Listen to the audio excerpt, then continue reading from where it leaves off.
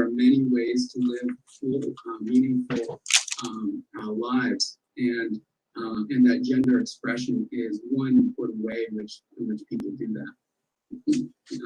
So this is all about the pursuit of high quality education, right? Because one of the things that the district is known for is its use of the CASEL framework, right? So CASEL is the collaborative for academic, social, and emotional learning, right? And this is a long-standing project nationwide that has been in operation for 25 years, using the expertise and the professional research from scholars and other academics, practitioners, to look at improving education, improving the well-being of students. And so, this is, one of the things that's very interesting about this is a multidisciplinary approach, right? From psychology to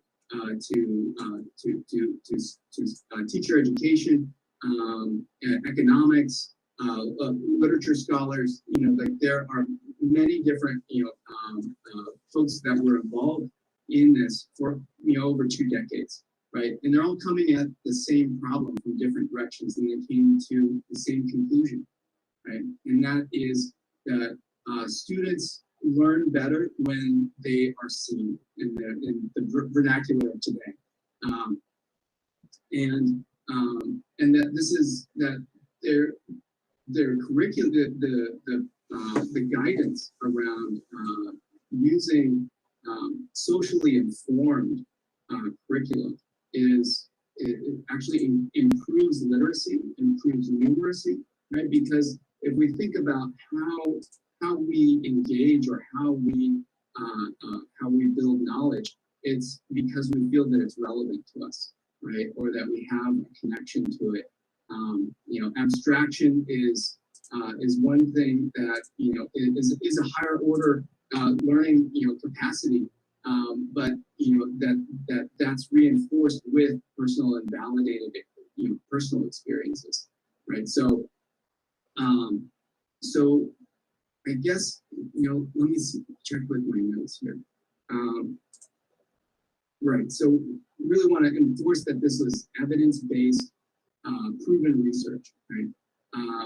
And that these kinds of approaches that incorporate social justice, materials add to the academic performance of students, right? And that's a key insight. And so the CASEL framework is something that's used across the nation.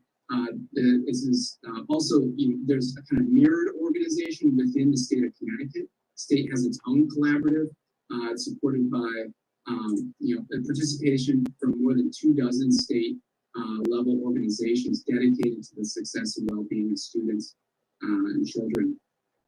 The other thing that's worth mentioning is that this work is also the social emotional learning dimension of public education in West Hartford Public Schools has also been supported by ESSER funding. Right, so we've used this funding, we made decisions to use that fund because we know how effective it is, right? And this is really important to help students recover from the pandemic and to continue the successful traditions of education in our district. So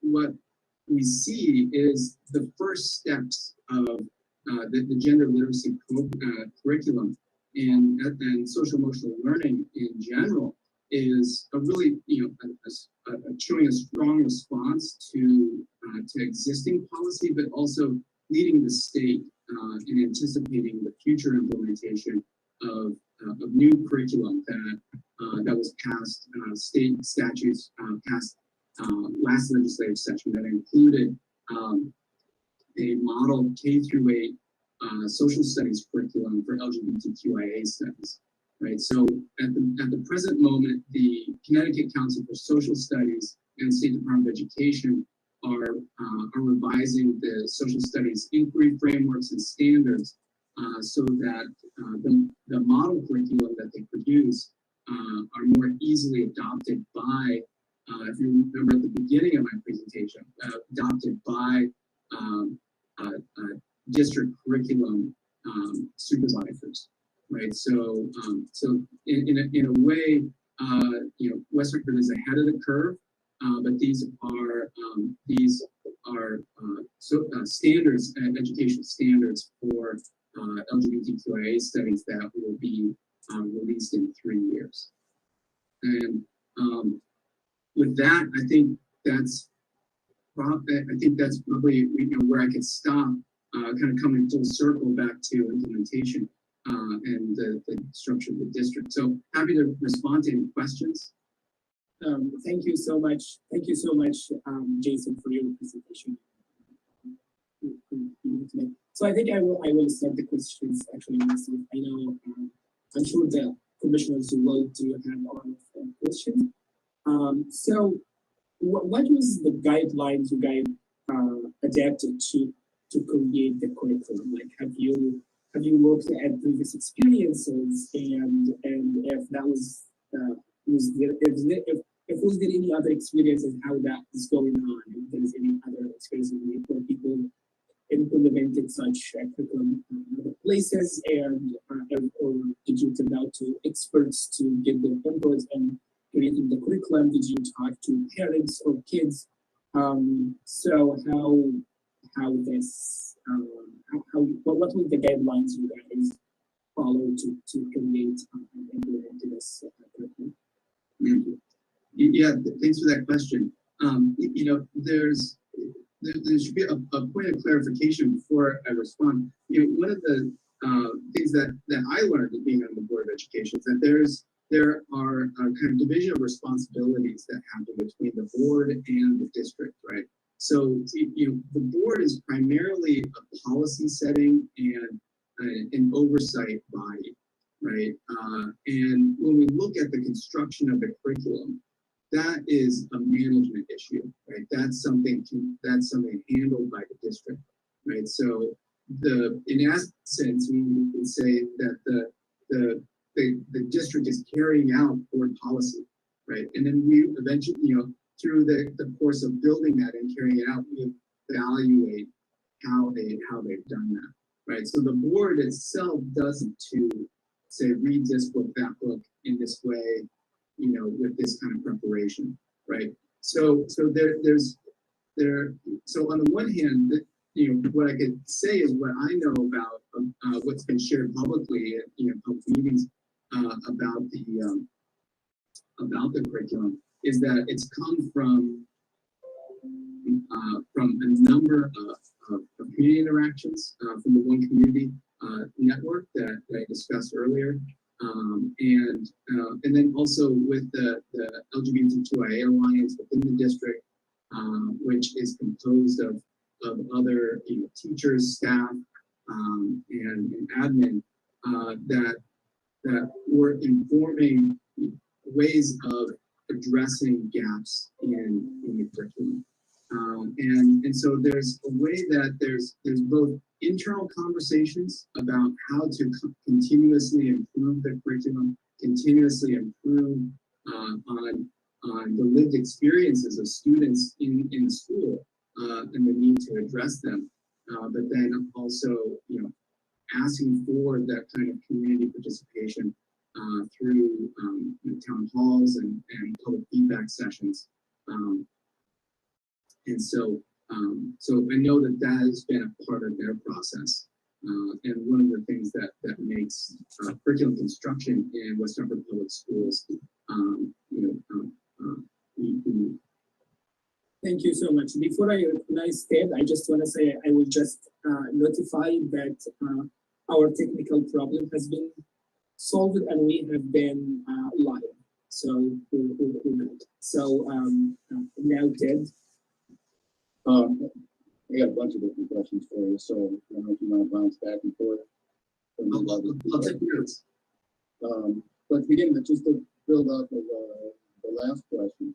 So what you're saying is that the people that created this curriculum, those are unelected officials who put together this curriculum, and who do they answer to?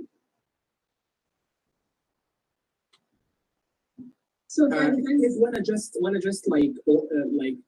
share your all of your questions just for the time purposes, can you list all of your questions and then Jason will take notes and respond to them? Okay, I'll Weigh in if Lorna wants to weigh in. yeah, I mean, go ahead, yeah. Sure. You want me to ask or you want to? Yes, please go ahead and ask your questions and then we'll give Jason and Lauren a chance to respond to them. Okay, so how much was the SEL, SJL cost the district every year above and beyond the $1.5 million allocated from the federal fund? And under which form was it decided to dedicate the public funds to it?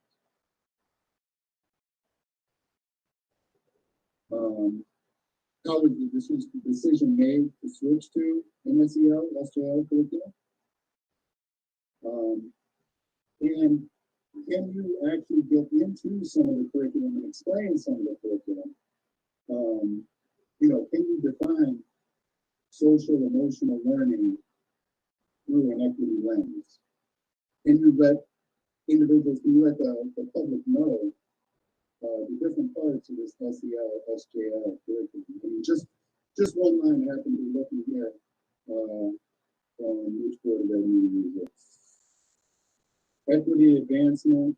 I think this was the September 9th board meeting. And just under elementary school, SEL, SJL curriculum, review and revision update. Section 4, and I'm not going to read every line, there's a bunch of lines up here. Section 4, action. Does it foster a moral imperative to be agents of change for social justice?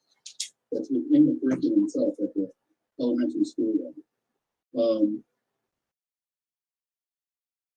And then coming here to the 1800 educational equity policy, and I've gone over these a bunch of times, I've read these a bunch of times, but one of the lines that stood out that I just picked up on this last time I read it was, as a board of education, we have a statutory duty to implement the state's educational interests.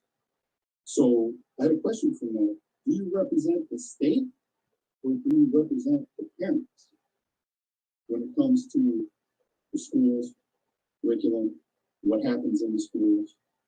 Another part of this, WHPS, we utilize innovative approaches to strive to recruit and retain high qualified, certified staff across all areas and leadership levels. We reflect the diversity of our community and share our commitment to anti-racism and anti-violence. And just in hiring decisions, is race and policy being utilized in hiring decisions? Does merit trump everything else? Which is more important?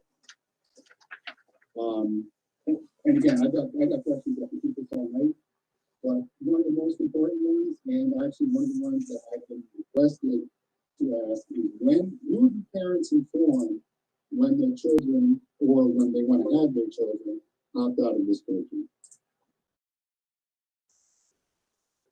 All right, is that? Thank you so much. Thank you so much, Ted. Yeah, I'm sure you have more questions. We'll give a chance to Lorna and Jason to respond, and then we can come back for if you have other comments or something. And also, we'll let other commissioners ask questions. So now, Lorna and Jason, if you'd like guys to respond to that. Certainly. Well, first off, thank you very much for the questions. Many questions there, and that is something that we certainly want to be aware of just to continue the level of engagement. I will say, for the purpose of time and just out of respect for the questions that were asked, we'll give a high-level response, but certainly please do continue sharing what your questions are. There are certainly many means of communicating with us, whether it be coming to a Board of Ed meeting at the beginning of the meeting and at the end. We have open comment sessions, and also via email. And so this is not the only opportunity to raise questions and express your thoughts. So thank you for that. And in terms of, again, with you speaking of starting with the questions in terms of the social emotional learning and how much does that cost and what decisions were made to put that together, we want to just take a step back and recognize when it comes to social emotional curriculum and learning, I want to take away the word curriculum and just, when we think of the word social, that is something that applies to all of us. That is how we engage with individuals. That's a level of interpersonal engagement and awareness and intrapersonal awareness, which also touches on Emotions, we all have some level of emotion, some level of having that in terms of how we interact with others and how we engage with others. So when it comes to social emotional learning, we're just trying to support and implement pieces that are a natural part of the human experience. And this is a curriculum that is helping to propose that, to support that. So even once our students graduate from the school system, social emotional learning is still an ongoing process for all of us. You figure all of us here are here for the Human Rights Commission, human rights, humans, engagement, all of those pieces. So it's relevant to all. What we are striving to do is to support that purpose when it comes to our young people, the continuum of their development. As we know, our school system is as early as pre-K all the way to 12th grade, and we have continuing ed students as well. And we are trying to plant the seeds for their development that will help them foster and grow while they're with us, but more importantly, when they leave us and they grow into becoming adults. So in terms of the social emotional curriculum, that is what we're striving to do. The funding that supports that, every year we do go through a different budget process. And what Jason Eppertain was speaking about in terms of the ESSER funding that is used right now to support this effort, that's because the ESSER funding, as we know, is because of, unfortunately, the pandemic, and all states receive some type of funding for this. And there are specific criteria that have to be met in order to utilize the ESSER funding. And the specifics of that mean it has to go towards some effort or some entity that was a direct result or impacted by the pandemic.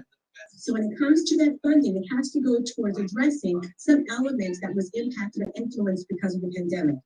And I think all of us collectively can say that certainly the pandemic has impacted many in terms of social emotional development, learning, and just the status and mental health of our young people and adults as well. And so we recognize the pandemic unveiled many challenges that were already existing in our community, but that were pre-existing the presence of the pandemic as well. And so that's why the funding was used to address not only what we're seeing now in terms of the pandemic, but also what we may see as sequela thereafter. You know, we don't just want to respond to the here and now consequences or concerns. We also want to be mindful of what may continue to trigger and unfold as we move along.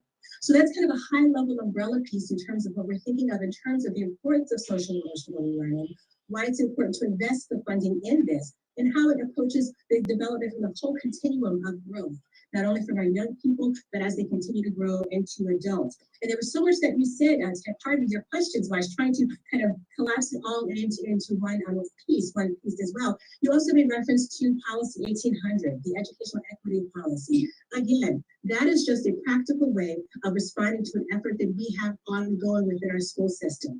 As we know, our motto is clear paths, bright future, no limits. And this is a way of putting into practice what we're striving to do. The educational equity policy is recognizing that when we say we're committed to all of our students, we're committed to their development and helping to support them achieve and excel in whatever means is necessary to help them to get there, to help them to recognize what they're capable of. In terms of equity, we know that is not only in terms of self-development, but it's also trying to help our young people recognize how to engage with others. And those are skill sets that you certainly know we adults continue to work on and grow and support as well. And so with the educational equity policy, that was a process that was very engaging for many entities, from the community, from our administration, from our staff. It was something that we recognized we wanted to hear input from the community in putting this together. And we had open comment sessions, we received feedback via email, and collectively there was a majority of individuals who recognized this is something that we want to invest our time and effort in because it's important. Our children deserve this. And so that is what we strive for. And as it relates, again, coming back to social emotional learning, this is important. This is what our children deserve. We know they've been through a lot. You figure in March, we're going to be approaching 2 years of the pandemic. Our young people have been through a lot. And so we are committed to investing in them in all means necessary to support them now, but more importantly, to support them as they continue to develop moving forward. Jason, please, pardon, I don't want to monopolize the time. No, that was brilliant. I underscore all those points. One of the things I wanted to respond to just about the initial question about the curriculum accountability. I think this is a really important issue for folks to understand. Because you sort of implied that there were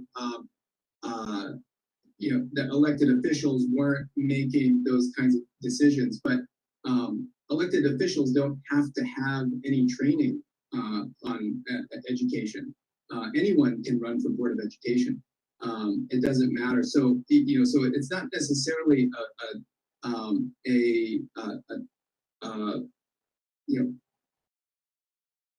hypothetically desirable to have curriculum dictated by elected people.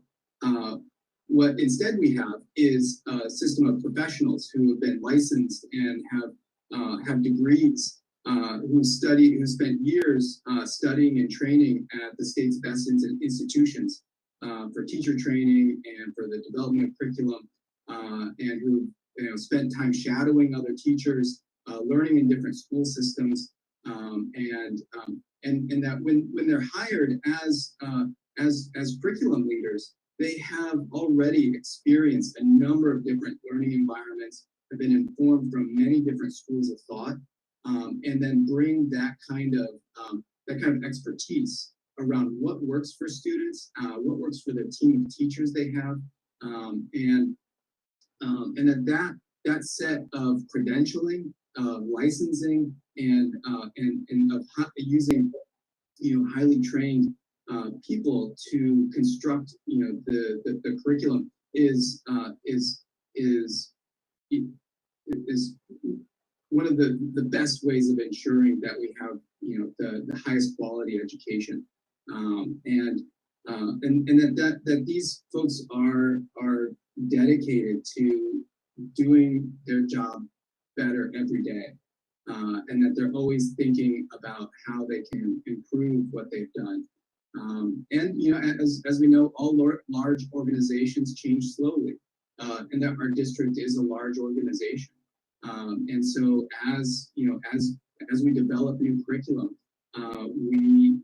the district is involved in professional development that brings the teachers into these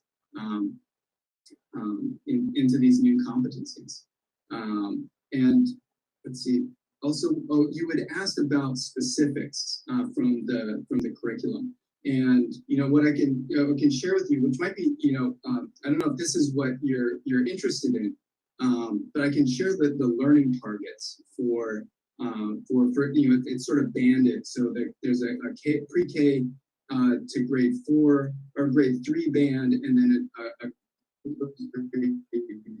a band, and so the first set of learning targets is I can express who I am. I show respect to others when they express who they are. I can identify examples of gender stereotypes. Right? Those are the learning targets for pre-K to grade 3. Under grade 4 to 5, the learning target there is I can be respectful to others and refer to them by their preferred pronouns. That's the learning target for that one.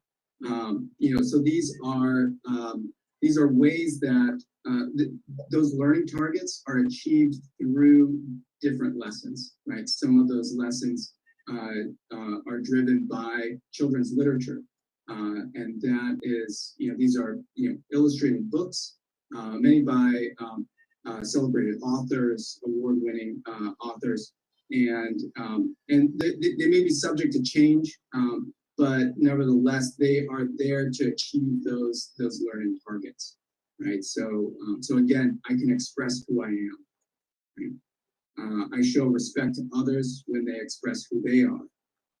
So when we think about the how this matters to education, these are if there is a problem, right? If someone cannot express who they are without having respect, right? That is one that's a violation of our school climate. Our ability to create a school climate where all students can learn, right? So it's important to address these things when they appear. And so some people say, well, when is it age appropriate? Well, it's appropriate when there are problems, right? When there are issues, and there are, we know from student experiences that these can happen. So so this is, you know, where the district starts, and it fulfills, you know, those kinds of objectives of public education. And oh, just, you know, to answer your question about hiring, you know, hiring is a really vital part of you know, building, you know, a top tier, you know, district, because you want the best talent. And the only way to get the best talent is to make sure you have a diverse pool. And that's what this policy is in reference to making sure that the pool of applicants is as diverse as possible, right? And that, you know, you asked if race trumps merit, or what, you know, this is about their capacities as a teacher, right? And it's all about, you know, you can only ensure that you have the best if you have a diverse pool. And so that's, you know, that's something that, you know, as a university professor at UConn, engaged in a search right now, we know that the diverse pools of applicants get you the very best. And so that's what the district has strived for. And with the West Oakland Public Schools is a desirable district to work in. And so there's, you know, those selection processes, you know, do follow non-discrimination procedures, and are very much merit-based. Thank you so much, Jason. I would really, I would appreciate if we just can keep our questions and answers short for just time purposes. And I'm sorry, me and guys, we're keeping you tonight for a little longer than we expected, but we appreciate you being here, and we appreciate the conversation as well. So I will recognize now Don Ennis. Hello, Co-Chair Don Ennis speaking. I'd like to ask only two questions, and one of them is the question that Ted asked that unfortunately hasn't been answered, and it's the question of, can parents opt out? And my corollary to that would be, why would you allow parents to opt out of any part of education? My own personal question is, an article that was circulated that Superintendent Moore addressed claimed that you were teaching children as young as kindergarten about transgender.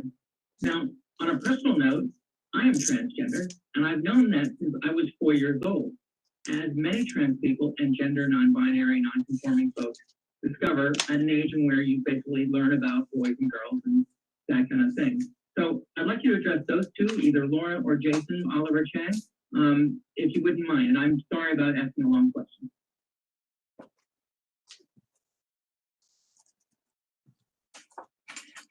Yeah, Don, thank you. Oh, Lauren, did you want to respond? We'll tag team. So you go ahead and I'll follow you. Okay. So the question was about why trans issues are being raised at the kindergarten level, or why? Yes, and indeed, you know, your experience speaks to that rationale. You know, the non-discrimination clause I pointed to earlier states that the schools cannot turn away any student for any reason. So if there is a child that's older than 5 years old, they living within the district, they're permitted and you know, asked to come to school. And by allowing any student to come in, we have to accommodate any and all gender identities, and you know, that's our commitment to addressing everyone, our equity policy, and that means that, you know, that even if there were no transgender children in the district, that it would still be important to teach it, because it is a reality in the world, and that's the commitment to equity. Right, that it's not just about, as we saw in the learning targets, right? It's not just about expressing who you are, but I show respect to others when they express who they are. I think that's a very basic, kind of fundamental rationale, right? A very reasonable and but profound kind of learning target, right? And can parents opt out? So the board has a let me see where. So the board has a policy 6235, which is designated difficult conversations, and in this policy states that as a part of living in the world, that we often have challenging conversations, right? And that's important for everyone, and that the schools model, rational and measured civil discourse, right? And for that reason, there is no opt-out for difficult conversations, and that in that policy, it's also designated that teachers are should be allowed to share their thoughts and learn with the students, right? So that in difficult conversations, that it's important for everyone to be learners, right? And I think that's a really important dimension of that policy, and I think generates the kind of modeling of civil discourse that we want to see when students do leave the schools, right, when they graduate, and that they're prepared to handle difficult conversations, in their adult life, and do so with respect for each other and equanimity. So I don't know, Lauren, did you want to respond? You did well. You did well. Yes. Okay, thank you so much. Now we have time for two more questions from Sarah and Takesha. Then I will recognize Sarah. I would appreciate if you can just keep it short, please. Thank you. Hi, I'm Sarah Ruskin on the Human Rights Commission. I just want to start by thanking you both for a really excellent, informative presentation. Appreciate your time, appreciate your knowledge and your experience, and for coming here and sharing it with us. It was fantastic to hear from you. As a neuropsychologist and a university professor, I just want to say that I appreciate you following the literature, and I want to make sure that everybody here knows that social emotional learning is not a new concept. As you said, it's been around for a long time. There's considerable research that shows that it has positive effects, not just on things like bullying, reducing violence, reducing mental health problems, reducing suicide attempts, but also improving academics. And that it's also, during the pandemic been heavily shown to have made a big difference for kids feeling isolated. I also want to thank you in the same vein for leaning on experts, for using people's expertise, for not just going along with whatever any particular group of parents might want, who may or may not have all of the information at their fingertips, or maybe reacting to lack of information. And I want to just say that I have a child who went through the West Hartford Public Schools, graduated a few years ago, is a sexual minority youth. And when they look back at their time in the West Hartford Public Schools, their biggest complaint, that is a very emotional complaint for them, is the lack of recognition of sexual minority youth when they were there. And so I very, very much appreciate and tell you this mom is really glad to see these changes. So I have a couple of questions about some of it, whether this includes, I know that I've read the articles about picture books for kids when they're little, and again, my child knew from a very, very young age who they were. It's part of their identity. It's not something that they sort of picked up in puberty. It was who they were from the very early stage. But some of their complaints were things like the health class was very heteronormative, and I don't know if that's been looked at all or changed within this. That was something they found quite upsetting, in fact. The dress codes were very binary, and sort of different for girls, what girls were allowed to wear and what boys were allowed to wear. I don't know if that's been changed. Even simple things like, the amazing Hall High Jazz Band that had gender binary outfits, so you had to pick one. So I'm just wondering how much this new, is it new or old curriculum? I'm not really sure. I know there's been new attention to it, but I'm not sure if the curriculum is actually new. And whether any of these kinds of changes have happened. Thank you. Mm.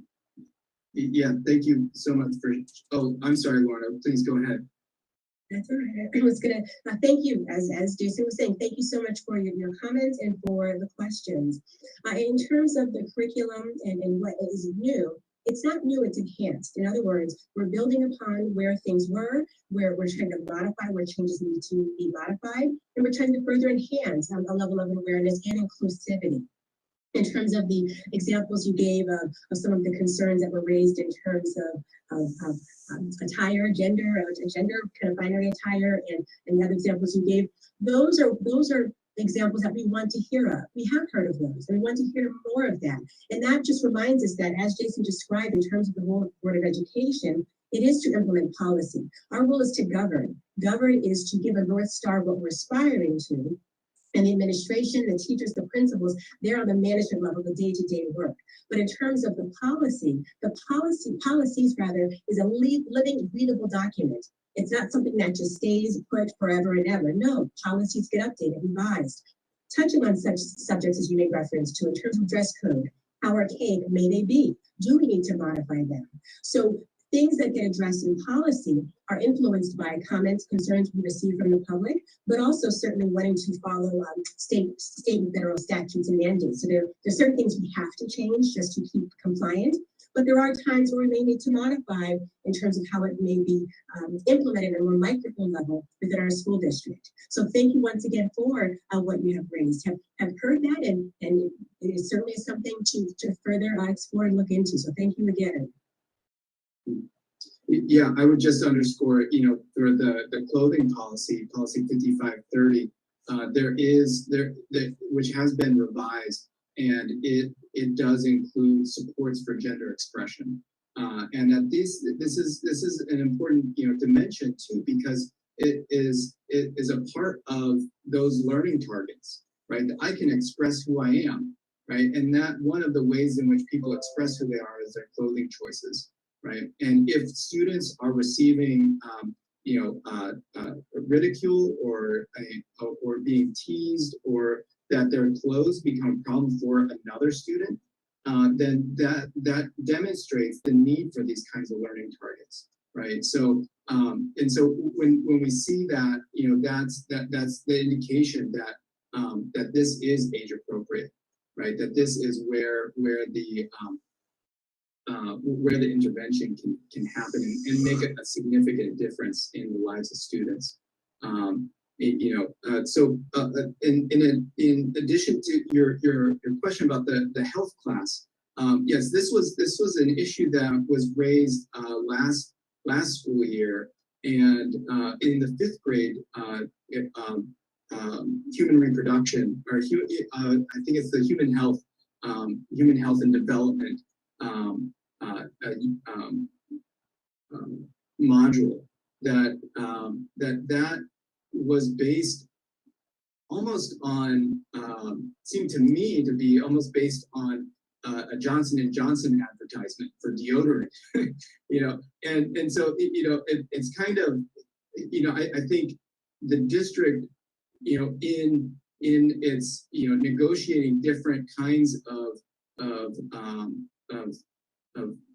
what to pay attention to, had leaned on something that was outdated, and didn't have enough feedback from parents to understand or to think of it as something that needed to be changed.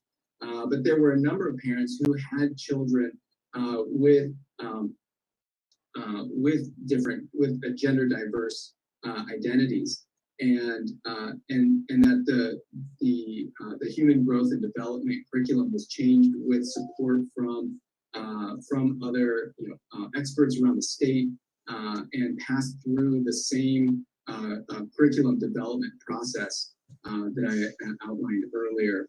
Going through the district with supervisors and other experts and trained professionals, and now focuses on using language that doesn't attach that respects the difference between sex and gender, right?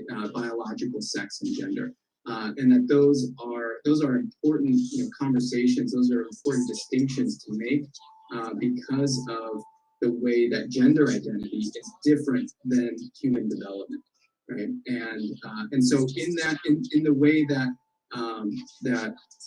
the lessons were changed, it now occupies a much more inclusive and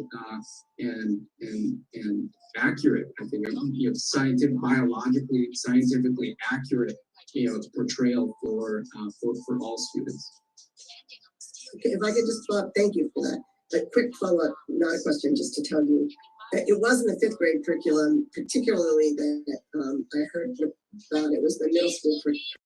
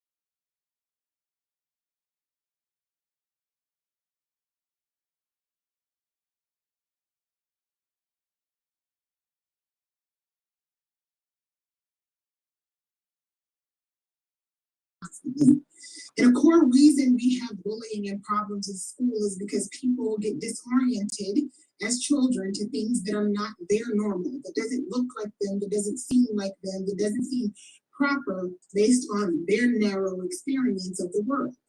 And if we are not introducing children at a young age and a continuous age through our educational system about how to deal with that disorientation and how to understand and acknowledge who they are, and how that doesn't make it any worse or better when you experience someone who is not like you, but rather give them the skills to understand how to interact with that disorientation, how to identify that, and to even have conversations about that either in school or with your parents or with your peers, then we are creating adults who do not understand fundamentally what the world looks like outside of their narrow perspective. So I thank you all for introducing this curriculum.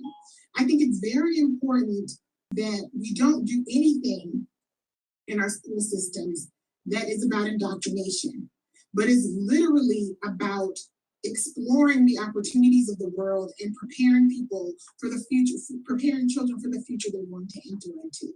So I thank you for this presentation tonight. I think the question that is embedded in that speech is, are we creating a curriculum opportunity that looks at all the ways people show up and that we are evolving on a consistent basis, so that recognizing the world is not static, that it is dynamic, and how are we updating the curriculum on whatever periodic or regular basis to provide that education for the youth. Thank you.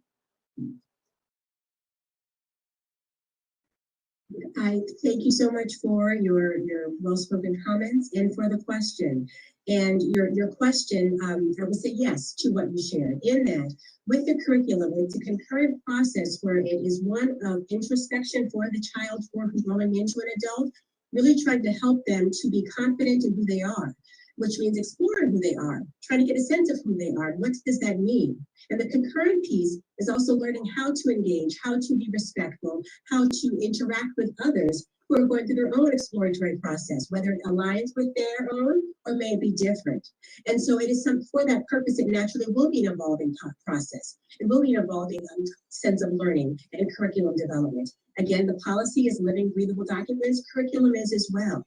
And so this is something that we want to be more assertive in those efforts, but what we're talking about now may be a bit different down the road. The main focus is, as long as we continue to support healthy development in our children, then we're moving in the right path.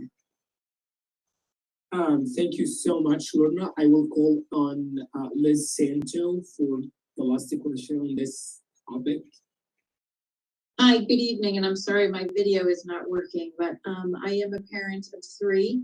Two of my children have gone through the West Hartford system, and I have a third currently at one of the high schools, who is a junior, and I'm learning a little bit more about the SEL through his community class in high school. And one of my questions is, it is done during a main subject area during his English class, which is a curriculum, content required class. Now, this is the first year, I believe, there's going to be more credits needed for graduation. So it's gone from 22 credits, I believe, to now 25. He's the first of that class, I believe, which means there's additional classes and, more time needed. My goal, I need him to graduate on time, so I'm very concerned about that. And having other pieces, although I can see some benefit in this, I'm not sure I agree with having it done during a core required class. I'm told the times that they have them on Wednesdays, it's extended, so it's a longer class where they include some of the English, but then they include the other community information, which I'm still trying to gather what exactly are some of the presentations that are shown to my students.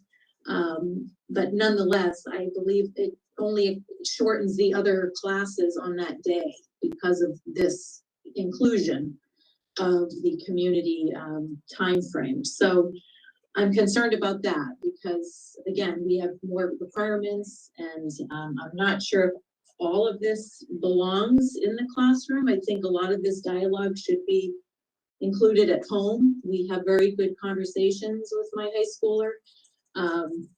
So those are kind of my two comments about the curriculum. And actually, thirdly, if my student is uncomfortable at any time during some of the discussions, I was told by the teacher that they don't have to participate, but I don't know if that impacts grading at all, or, the outcome of his performance in the classroom.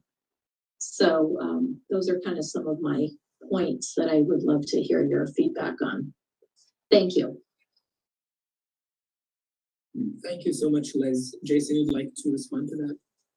Yeah, sure. I can respond. Liz, thank you for sharing that your experience, and so I think the standard response that I would say to anyone that has an issue with their children's education is first talk with the teacher, and just get in touch with the teacher yourself, and then to also include the principal too, if that's they are the ones that have the most detailed information about the structure of the curriculum, the potential trade-offs that may be happening. But I would suspect that that this is a very conscientious kind of decision that is deliberately placed in a kind of sequence or schedule that supports the academic dimensions. My understanding of the community sessions is that there's guided discussions and other kinds of interactions that draw from the learning that happens in the other days. And so there's, which is a reflection of some of those key principles behind Right. the framework. Right. I guess my follow-up to that, Jason, is I'd like to give my student permission if it is offensive in any way, or he chooses not to participate. I really need to be reassured that that is not going to impact his performance in class, because as we speak about equity, it's equity for every student. So he's part of that equation and should be considered so. So I have followed up with the teacher and I'm in process of meeting with the principal. But in the meantime, I would like to really see what these presentations are being shown. If there are surveys involved and being able to opt out if he so chooses to, as he, might feel offended by any of the information. So are you all saying that is not possible? Or is that? Can I ask you, what do you mean offended? What would you be offended by? What would he be offended by? Maybe that's a strong word, but just not comfortable in sharing discussion and information. I think that's something I think the teacher is best able to handle. Particularly, if you're concerned about grading, that is at the teachers. That is their area. So that's certainly that's the person that you will want to talk to.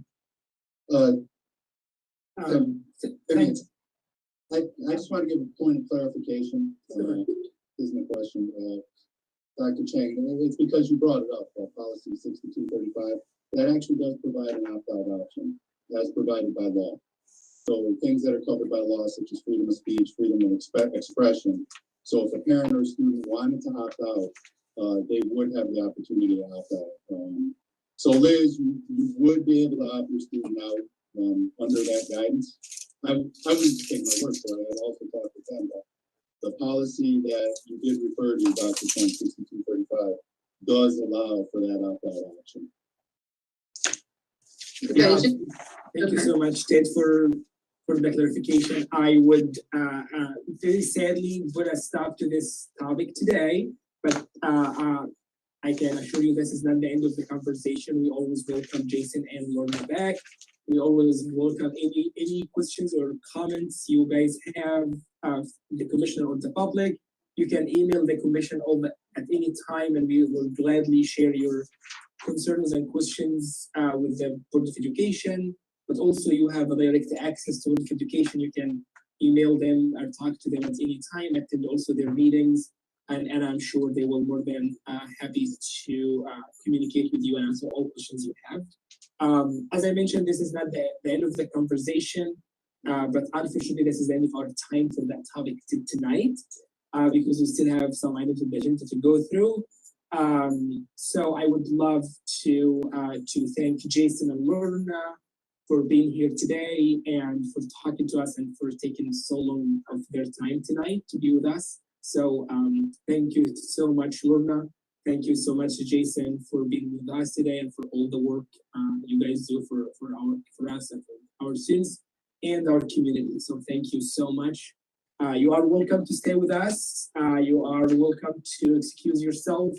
And we will keep going for our agenda. So thank you so much. Thank you. Thank you for the opportunity to share. Thank you very much, both of you. Good night. Appreciate it. Thank you so very much. Yep. Bye-bye. The next two items on our agenda are for my great friend Sarah Ruskin. Any updates on the UN Human Rights Declaration and the Town of Compassion. Sarah? Hi, thank you. This is Sarah Ruskin, Commissioner. Dawn, please chime in on the human rights. So thanks to Dawn's amazing work, we've received all of the videos from the West Hartford Public Schools. Rosina Haskins did a phenomenal job with Craig Diamond, helping her out.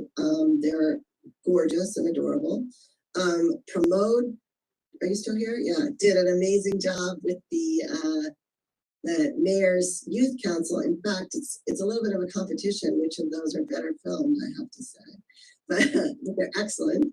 So we're down to our last few. Pramod needs to get me the last two that he has. And I don't know if he has an update on that. And then the preamble is being read by a group of kids in a disability kids group that meets on Saturday. So they're gonna all be on a Zoom and they're gonna record the Zoom of them doing the preamble, and then we'll be done. It will air on December 10th at 8 p.m. And I'm estimating it'll run about 30 minutes. Hi, this is Pramod. Sarah, so I have, I'll be taping those 2 videos tomorrow, and I'll send it to you by the end of the day or early morning the day after.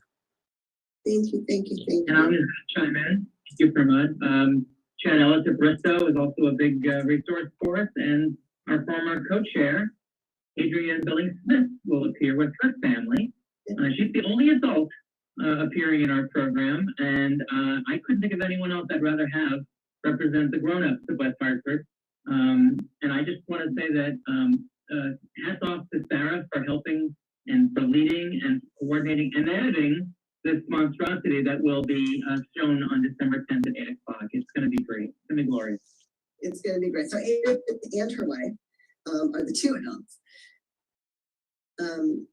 But yeah, I think it's going to be great, and I just love that Dawn put out the idea for it to be youth focused, because I just think this year that's who we need to be thinking about.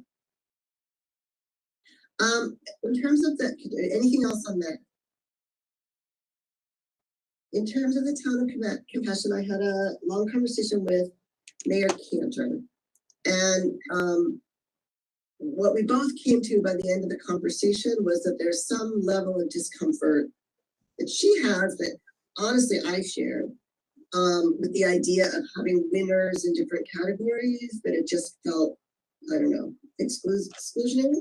So what she suggested we do instead is have a group of winners, what she was going to call the Town of Compassion or Human Rights Honor Roll, and that any of them can be from any of these categories, but it isn't like you're the #1 healthcare person, but rather here's the 10 people for this year that are our human rights heroes.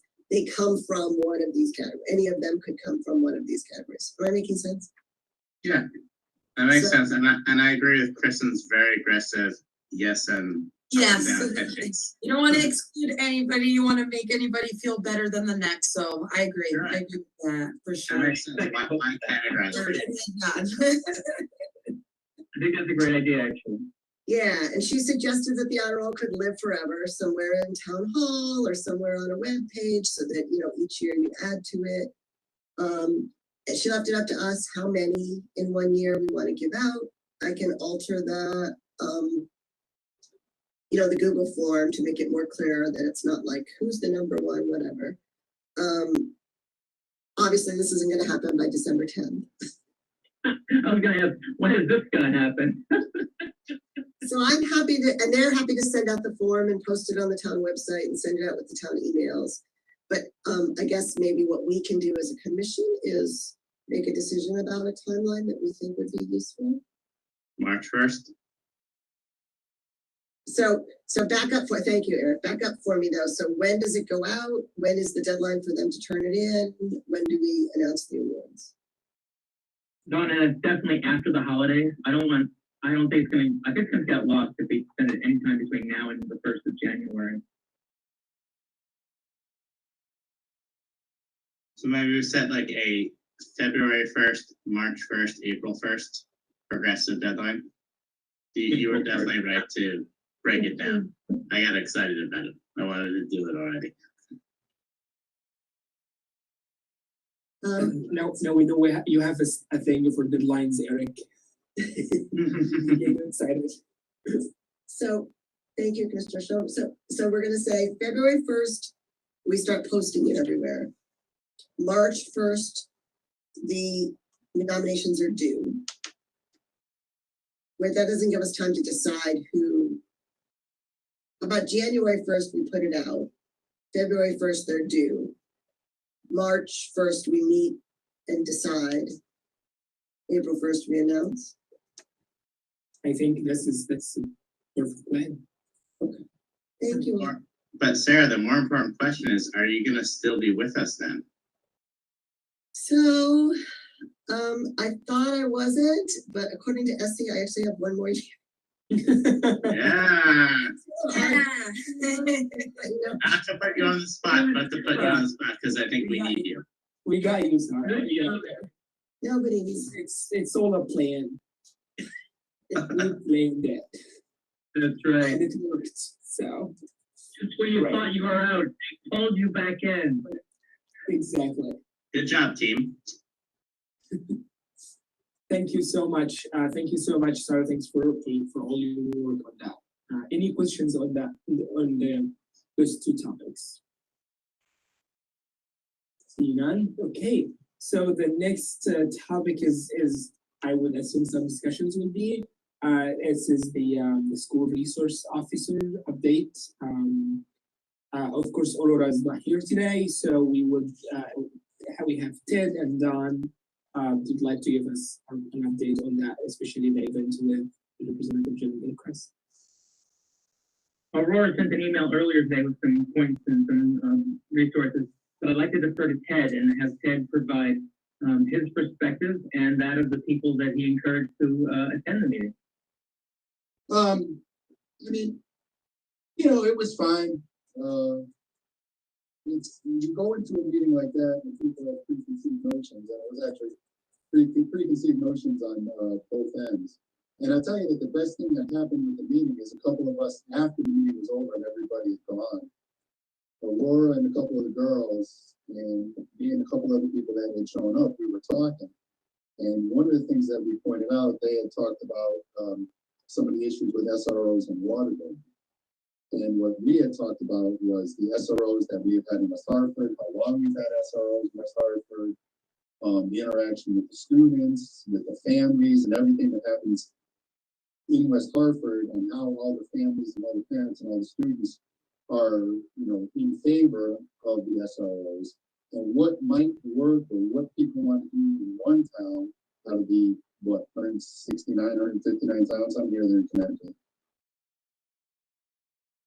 169. 169 towns. What someone might want to do in a different town isn't necessarily going to work in West Hartford. So looking for some kind of answer that's a statewide answer isn't something that's workable here.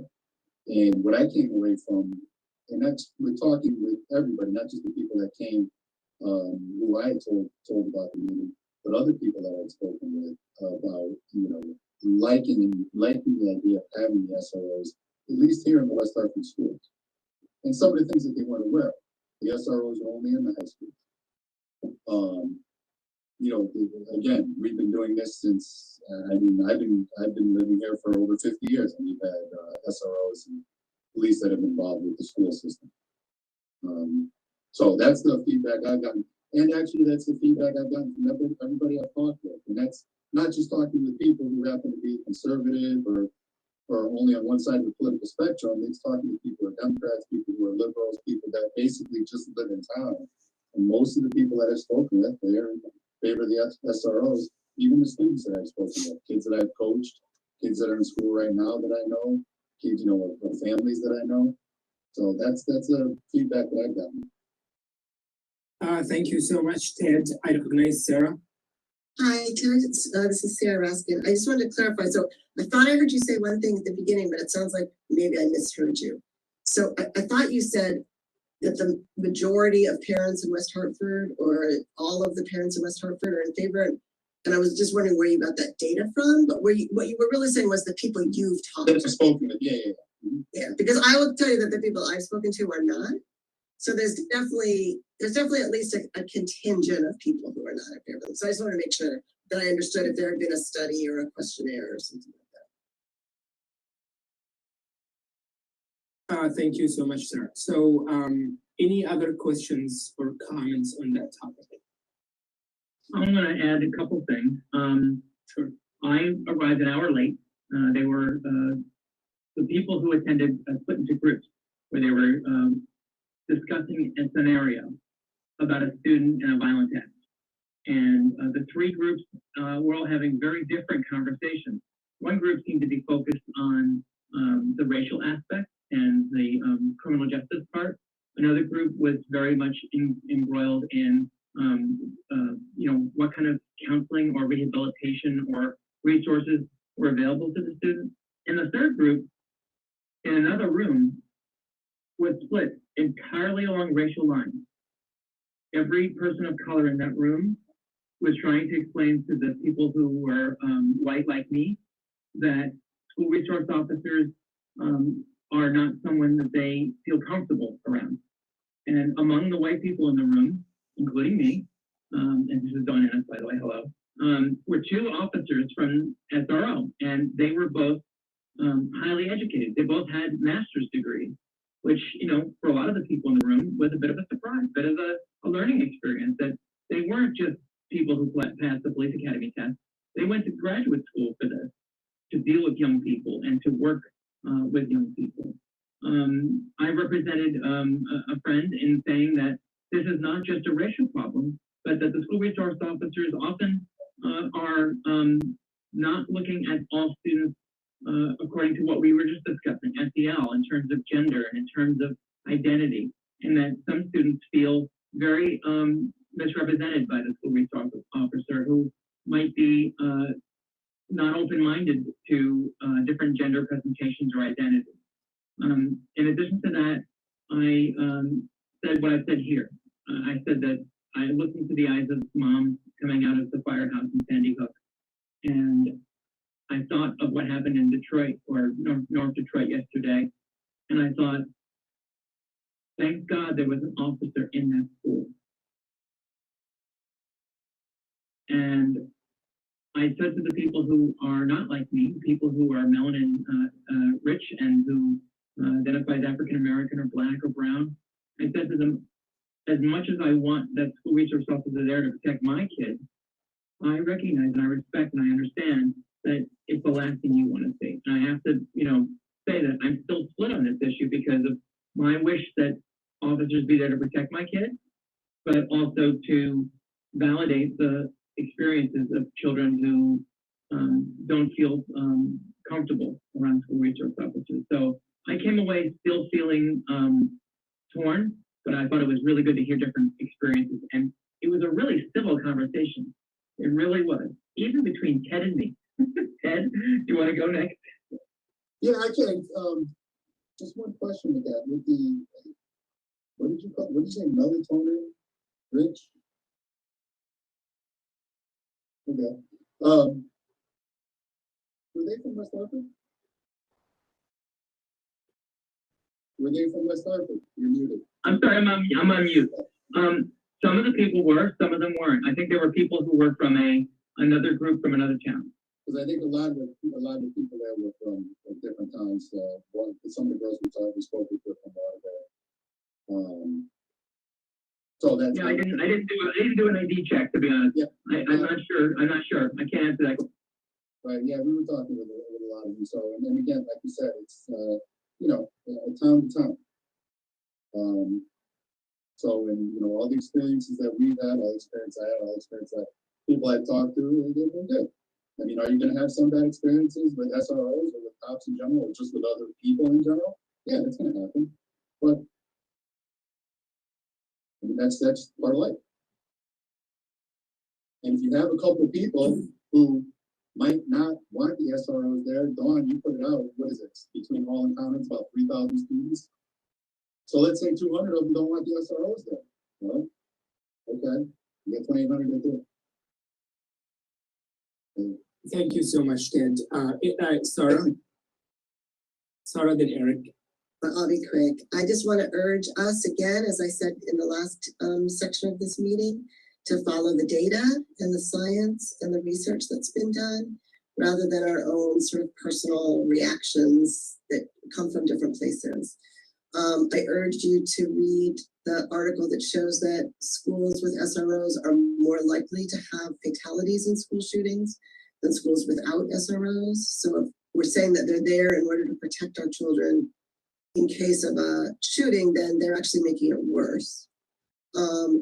If we're talking about, 200 kids versus 2,000 kids, I think we need to look at the numbers of what happens to Black and Brown kids in schools that have SROs versus ones that don't. I'm not saying that we're not going to make any decisions on this for a very, very long time. And I want to learn more. I'm just now forging into understanding this very, very complicated issue. I just want to move us away from here's how I feel about it or here's how my friends feel about it to what does the data show? What does the research show? Thank you so much, Sarah. Eric. I recognize Eric. Eric Schomer. So Ted, I just wanted to briefly mention that just in case that there are 200 against it, doesn't necessarily who surveyed and responded, doesn't mean that everyone else is for it. You'd have to ask them. There's probably a lot of abstentions. And I'm not taking either side because as Sarah just said, there's still a lot that we need to figure out about this, but I did want to raise that. So, go ahead. Thank you, Eric. I recognize Ted. I gotta find that little raise your hand thing for the WebEx there. I It's can't. on the smiley face on the screen, Ted. The smiley face on the screen. When you click on it, Oh, there it is. yeah, a raising hands I was option. running there before, and all I saw was all the other stuff. I didn't see that. Well, I just physically raised my hand. I didn't know that. Thanks, Ted. and Sarah, to be quite honest, I mean, I didn't look at any of the links you sent or any of the studies, but one of the reasons I really didn't look is because I'm much more concerned with any studies or anything that are done in West Hartford. I'm honestly not concerned with studies that are done in LA or New York or somewhere else. West Hartford is not anywhere else. I'm more concerned with what we do here. So studies like that, you can't take a study, and again, I didn't read what you sent out, so but you can't take a study that's done in somewhere like Los Angeles, let's say, and draw any kind of conclusions for West Hartford. Two totally different places. Two totally, no issue. The issues are different. The demographics are different. Just everything is different. So you can't draw conclusions from one and not the other. I'm more interested in any studies that are done in West Hartford about West Hartford. So while I fundamentally don't agree with you that West Hartford is absolutely unique and that a study that was done nationwide, we are somehow different, characterologically than anybody else in the world, I actually totally agree with you, Ted, which is what I've been saying from the very, very beginning. All I've been asking for since the very beginning when I raised this issue was for some data from West Hartford. I'm totally open to being convinced. I want our SROs to document what they do all day and why it's helpful. Why is it worth the money that we're spending on them? And if they do that, I'll be happy, but that's all I want. I don't want these stories about how, they do all this great stuff. You can't see it, you just have to believe it. I want a study done. I want them to document their time and justify their job experience and not ask me to take it at face value. And so I totally agree with you. I think that that's what we need to do. And I think, it's easily done.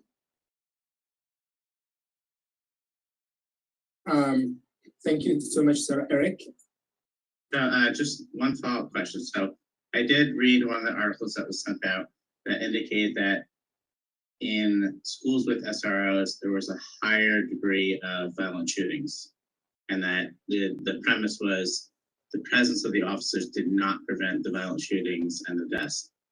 But my question would be, to take it back a step, is the SRO presence generally in an area where, as a whole, as a municipality, as a county, are those violence statistics escalated there anyway? And is that just a representation of the outside community, or is it a specific anomaly where the SROs are believed to be causing that issue? Because as a child with, as a parent with a child in the school system and two more on the way, that's something I'd really like to know. Is that a correlation or just a representation going downwards?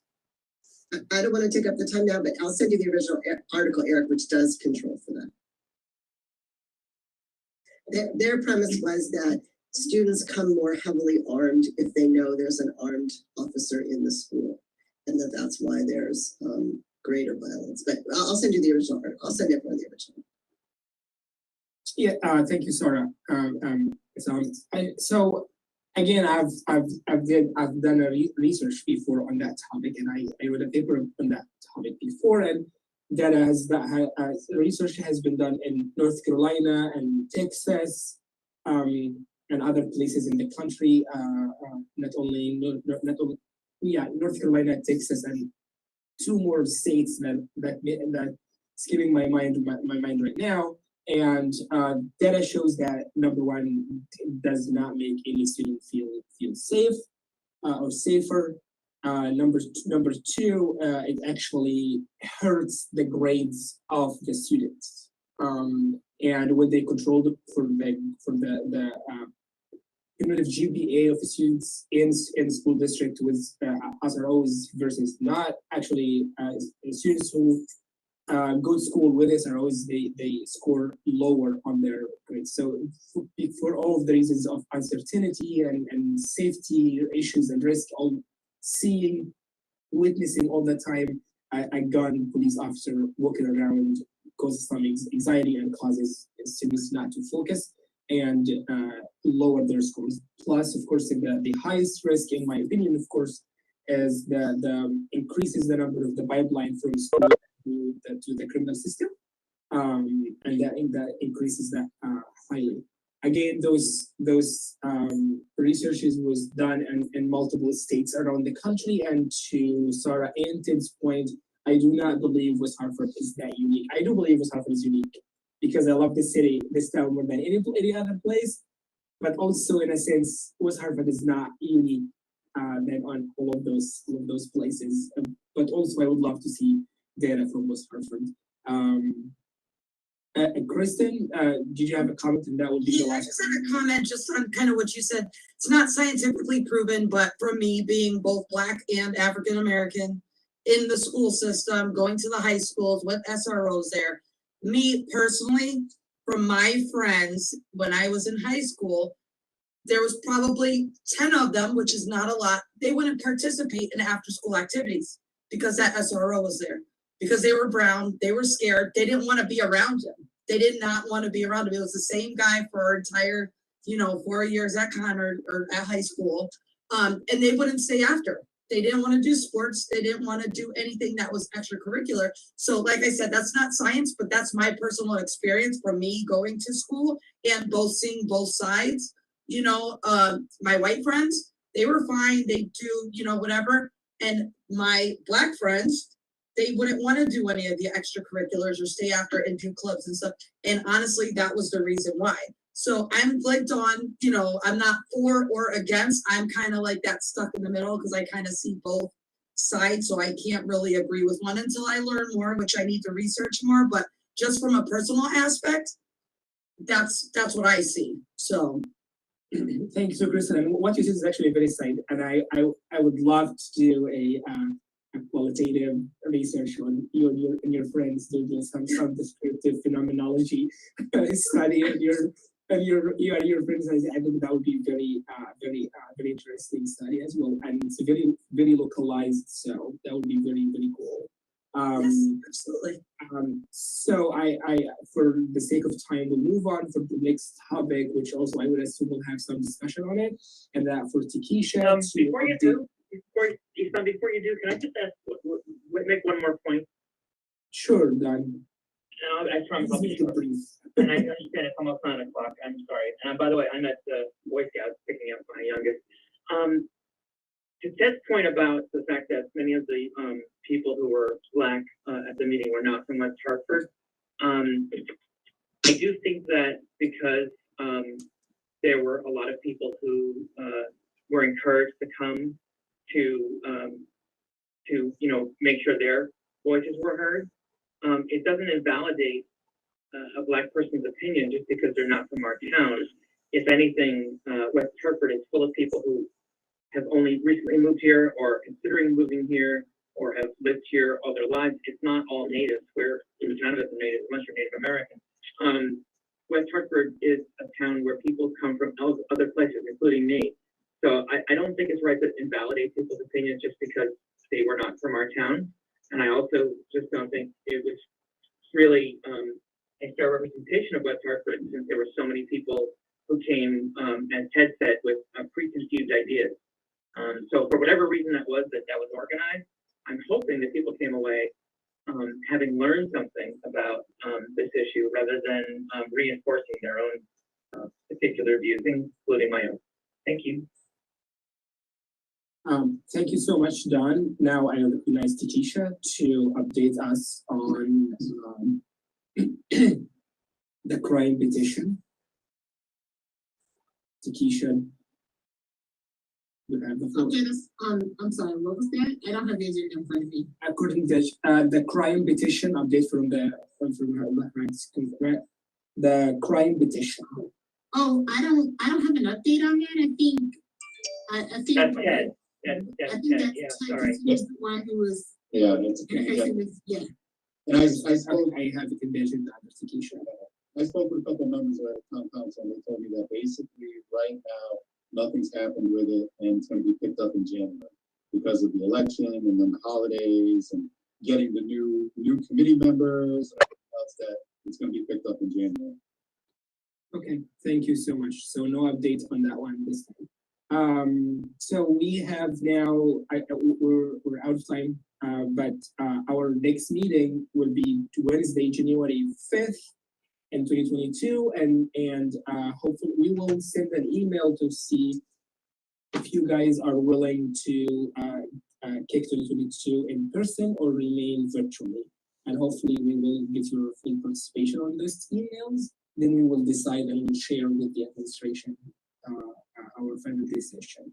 Now I will ask if there's any open discussion.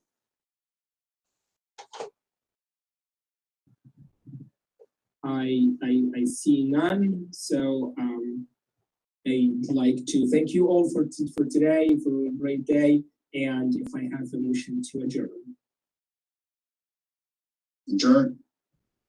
I Any second. second? Okay, so we have Ted and Sarah. Any who is in favor? All in favor? Okay. Aye. Hi. Great. Meeting adjourned. Thank you so much, everybody. Happy Thanksgiving, Happy New Year, Happy Christmas, Happy Hanukkah, Happy all the holidays, and see you next year. See you next year. Vermont, can you make sure the video gets to me? Because I'm secretary for this meeting. I'm doing Aurora's job this month. Got it. I will send it to you. Thank you so much. Thanks. Take care, everyone. And congratulations, Eric, on the twins. I didn't realize it was twins. Woo!